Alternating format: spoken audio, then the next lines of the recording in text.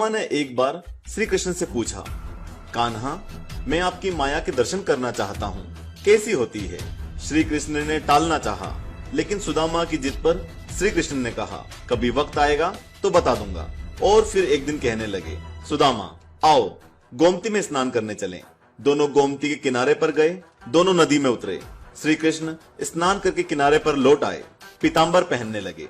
सुदामा ने देखा कृष्ण तो किनारे पर चला गया है, मैं एक डुबकी और लगा लेता हूँ। और जैसे ही सुदामा ने डुबकी लगाई, भगवान ने उसे अपनी माया का दर्शन करा दिया। सुदामा को लगा गोमती में बाढ़ आ गई है, वह बहे जा रहे हैं।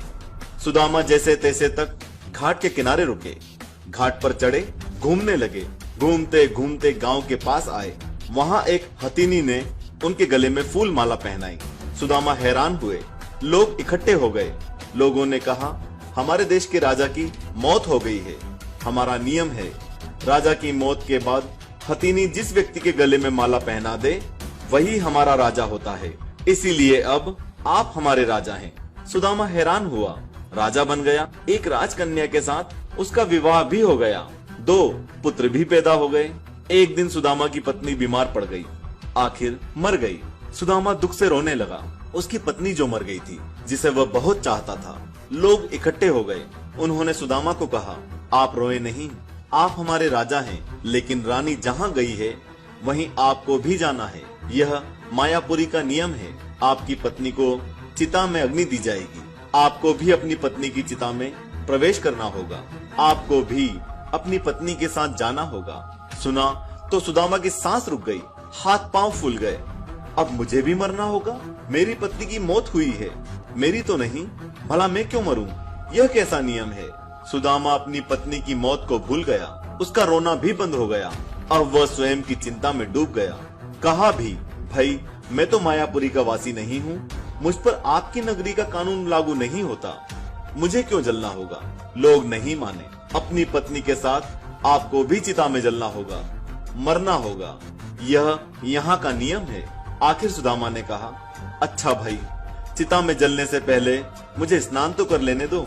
लोग माने नहीं, फिर उन्होंने हथियार बंद लोगों की ड्यूटी लगा दी, सुदामा को स्नान करने दो, देखना कहीं भाग ना जाए। रह रहकर सुदामा रो उठता। सुदामा इतना डर गया कि उसके हाथ पैर कांपने लगे। वह नदी में उतरा, डुबकी लगाई और फिर जैसे ही बाहर निकला, उसने देखा माया नगरी कहीं भी नहीं। किनारे पर तो कृष्ण अभी अपना पीताम्बर ही पहन रहे थे और वह एक दुनिया घूम आया है, मौत के मुंह से बचकर निकला है। सुदामा नदी से बाहर आया, सुदामा रोए जा रहा था। श्री कृष्ण हैरान हुए, सब कुछ जानते थे, फिर भी अनजान बनते हुए पूछा, सुदामा तुम रो क्यों रहे हो? सुदामा ने कहा, कृष्ण मैंने जो देखा है वह सच था या यह जो मैं देख रहा हूँ यह सच है? श्री कृष्ण मुस्कुराए, कहा, जो देखा होगा वह सच नहीं था, भ्रम था, सपना था, माया थी मेरी, और जो तुम अब देख रहे हो यही सच है। मैं ही सच हूँ, मुझसे अलग जो भी है वह मेरी ही माया है, और जो मुझे ही सब जगह देखता है, महसूस करता है, उसे मेरी माया छू तक नहीं पाती। माया स्वयं का विस्मरण है, माया अज्ञान है, माया परमात्मा से अलग, माया नर्तकी है, नाचती है, नचाती है। लेकिन जो श्री कृष्ण से जुड़ा है वह नाचता नहीं, भ्रमित नहीं होता, माया से लिपट नहीं पाता, वह जान जाता है। सुदामा भी जान गया था, जो जान गया वह श्री कृष्ण से अलग कैसे रह सकता है। जय श्री कृष्णा। दोस्तों, आपको यह हमारी कथा कैसी लगी हमें कमेंट बॉक्स में कमेंट करके जरूर बताएं। साथ में जय श्री कृष्ण लिखना ना भूलें।